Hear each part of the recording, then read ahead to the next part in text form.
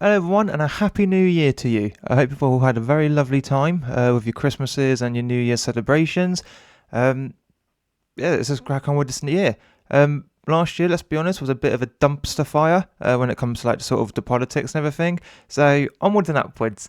So on this channel, for this New Year's resolution, I'm hoping to be a bit more upbeat about things. But the more I read and research things, the more sad I get with the world. So let's see how that goes. But otherwise, today we're going to talk about nationalism, which until 5 minutes ago was a swear word. So now we can actually talk about it in a bit more detail. But as always, please do like the videos to help the algorithm. Do subscribe, and yeah, feel free to comment about anything we've chat about today. Otherwise, let's crack on. So, the reason we're going to talk about nationalism, very simply, it's because of this YouTube video. So for those that don't know, Andrew Gold, the man on the left there, he's got a YouTube channel called Andrew Gold Heretics. I definitely recommend going and watching some of his stuff. I think one of his most famous videos is when he interviewed Eni Aluku, black football pundit. Basically, they spent the whole time talking about DEI and how, you know, people who don't deserve the job end up getting the job. And then she turns around and said, yeah, it's really good. And then 2 minutes later decides, no, I didn't get the job from DEI. And it turns out she's just rubbish at her job. So that's him. Just brief history about Andrew. He's a well-educated man, speaks multiple languages. He was making documentaries, and then he tried selling these documentaries or pitching them to the BBC. They turned around and said, no, you can't do it because you're white. And they didn't want any more white presenters because of DEI. So because of that, he went down as villain arc, and he's now sort of anti-woke, anti-DEI because of it. However, I know that if BBC had said yes to him, he would be pro all that. So, yeah, pinch of salt. The man on the right there is Steve Laws. As far as I'm aware, there's nothing particularly special about him. He's your average guy from Kent. He might be a father of three. I know he used to work for P&O Ferries. He put that on his Twitter page once. Got fired. And then, basically, Steve's position is he's an ethno-nationalist, or in his mind, just a nationalist. And essentially, the whole point of this interview is Andrew is an English Jew, and Steve is a working-class English man. Steve's position is he wants England to be English again. So essentially, his plan is to deport everybody who isn't English. That's it, in a nutshell. If you're not English, if you haven't got English like grandparents, so you're not like, like a pure blood, then you get deported. So I do recommend going and watching this video. Even if you don't agree with Steve, like in any way, just watching the conversation between them, watching how a man who's watching his country change, in his mind, not for the better, and how he's just raw. He's not like a public speaker or like a YouTuber or anything. He's just a normal bloke expressing his views. And on the other side, you've got a sort of a well-to-do middle-class man kind of just diminishing his points and trying to say, oh, whites will be extinct in a matter of time anyway, so what's the point fighting it? They also have a chat about sort of Andrew's Jewish heritage, if that makes a difference to his personal beliefs or his views on migration. A really good watch. So do go ahead and watch it. But otherwise, we're going to talk about nationalism. So, I said at the start, nationalism was like a dirty word until 5 minutes ago. So, nationalism has always kind of been sort of taking pride in sort of your country. And I said this in another video before. If you're not nationalist, you're basically globalist. Okay, you're basically nations don't matter, cultures don't matter. Let's just mix them up, and then that's it. Whereas you're a nationalist. You appreciate your culture. You don't want open borders and just letting anyone else in. You want your country to be for you. So I didn't know this until 2 seconds ago, but apparently there's actually two different types of nationalism. So my best friend Grok was telling me what it is. So let's just move my head. So there's actually two forms of nationalism. There's civic nationalism and ethnic nationalism. So civic nationalism defines the nation through shared political values, citizenship, institutions, and liberal policies, freedom, equality, tolerance, rule of law. Membership is voluntary and inclusive. Anyone can join by adopting these values and gaining citizenship. Regardless of ethnicity, language, religion, or ancestry, it emphasizes a will to live together and shared civic participation. Ethnic nationalism defines the nation through shared ethnic heritage, ancestry, language, culture, religion, or blood ties. Membership is often seen as inherited or exclusive, primarily for those born into the ethnic group. Outsiders may face barriers to full inclusion, even if they assimilate. And it's got a little breakdown, lovely little table about different aspects of it. So base of identity, civic nationalism, political values, laws, citizenship, ethnicity, ancestry, cultural, language. Inclusivity, civic is more inclusive because anyone can subscribe to it. Ethnic, no, you kind of got to be born into it. Membership, again, it's voluntary choice. Ethnic, you inherit it. Core values of civic is liberal principles, equalities, rights. Ethnic is sort of preservation of their ethnic heritage. Geographical association, so civic nationalism, often associated with Western states, so France, for example, historically. They've always talked about French national pride and all that nonsense.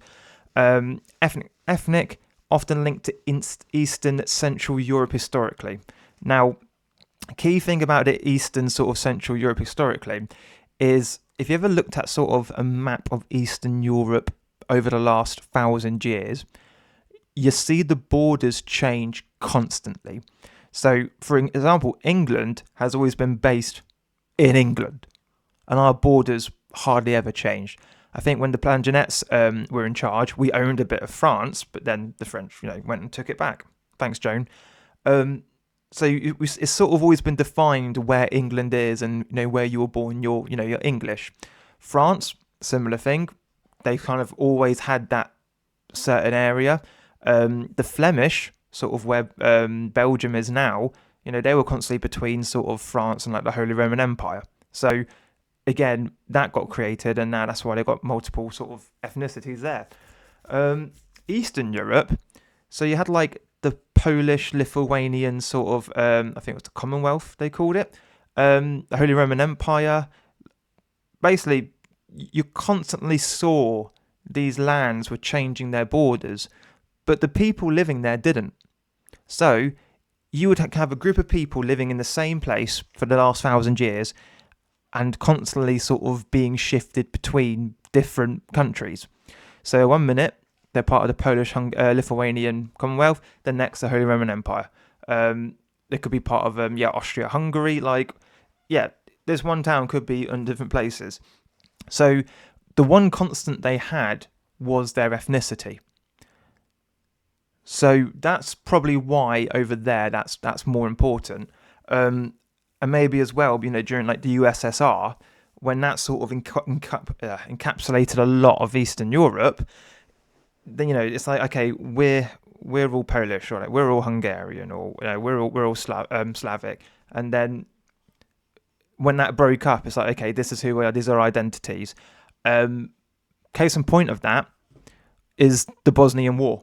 So I'm hoping you're all aware of the Bosnian War, but primarily this was when Yugoslavia was sort of splitting up, and you had the Croatians, you had the Serbians, and the Bosniaks, and essentially you had 3 different ethnic groups sort of forced together into a country, and they were just trying to differentiate themselves, and it got very, very bloody. So for those who sort of don't think, ethnicity matters, it matters a lot to a lot of people. The only people that don't think ethnicity matters are the people who've never had their ethnicity sort of, what's the word? Threatened, if you know what I mean. Because Hitler, he was threatening the Jewish ethnicity, wasn't he? So that's why afterwards, they sort of consolidated their positions. Ethnicity does matter to a lot of people, and if it doesn't to you, it's probably because you've never been in a position where it actually does matter. Let's say in England, for example, England's always been English. We've very, very rarely had any times. Yeah, we had the Saxons, we've had Celts, we've had the Picts up in Scotland, but then obviously after a while they've sort of blended together. And when the Normans came in, added a bit of Latin to our culture, and that's how the English was formed. It was a combination of different ethnicities, and then just a bit of history of why ethnicity matters there. And then lastly, potential risks. So under civic nationalism, constrain under multiculturalism if shared values erode, and ethnic can lead to xenophobia, discrimination, or conflict. Okay, so in a nutshell, that is the two different types. I'll just leave that on the screen for people to look at. The reason this is probably coming a bit more to the front now is, as I said earlier, nationalism has always been a bit of a dirty word, because if you say, oh, I'm a nationalist, it was like, oh, like you're a bigot, or like, you're a racist, Nazi, all that lovely stuff. The BNP under Nick Griffin, everyone always said to them, yeah, you're racist, because at the time, yes, we had like levels of immigration, but it was sort of more manageable, and because no one could actually see any real problems with immigration, you're like, oh, if it's not a problem, why are we discussing it? You know what I mean? So if you look at the Scottish national party, like the SNP are nationalists, aren't they? They want the best for Scotland. They like the Scottish culture. They like just making sure everyone knows that they're not English, right? But everyone's happy with them. Plaid Cymru and Wales, they're nationalists too. In fact, you would think every single government leader would be a nationalist and want the best of their country. Now, as you can see here, there's a difference between sort of the nationalism. Now, I would argue the UK has been trying to use civic nationalism, but not really. And the reason I say that is because whenever we look at sort of levels of migration and we look at sort of people getting British citizenship, they're always saying, oh, look at all these British people, look at how great it is. But at the same time, they've been, well, maybe they are doing some nationalism, because at the same time, they've been slagging off Britain for decades now, okay? We say about how horrible the British history is, everything like that. But hey, come and be British, because it's great. So they're probably trying to come away from the ethnic nationalism.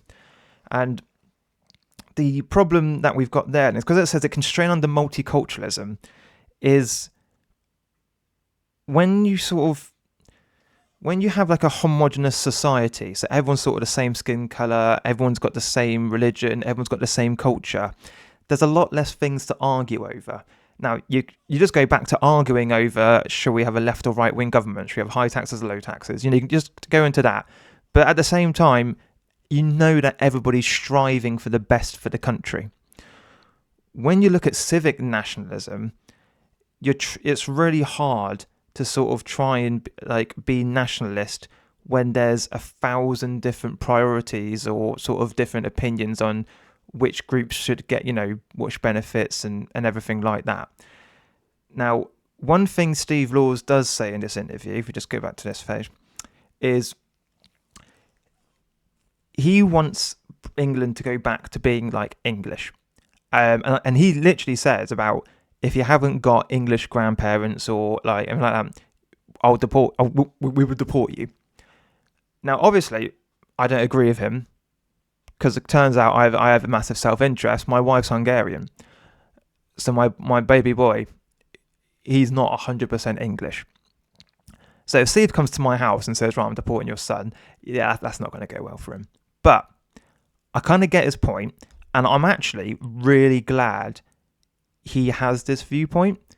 Not because I agree with it, but because when we have the conversation about migration, at the moment, on the pro-immigration side, the starting point is open borders. On the anti-migration side, which I say is the more conservative side and less hysterical, their starting point is, okay, let's get rid of illegals, let's get rid of foreign criminals, and let's maybe get rid of the people on benefits, right? That's their starting point. So if we were to have a negotiation, where we would meet in the middle might just be, let's get rid of a few illegals, right? But if the conversation on the anti-migration side started with, let's get rid of everybody that's not English, well, the middle ground suddenly becomes, okay, we'll get rid of the illegals, we'll get rid of the ones in prisons, and we'll get rid of the ones on benefits. So, again, I don't agree with the idea of what he said. I agree with sort of we need to massively reduce the amount of migrants in this country, because under the Boris wave, we've got 1.2 million or something. we got loads of people into the country that shouldn't have been allowed to come in.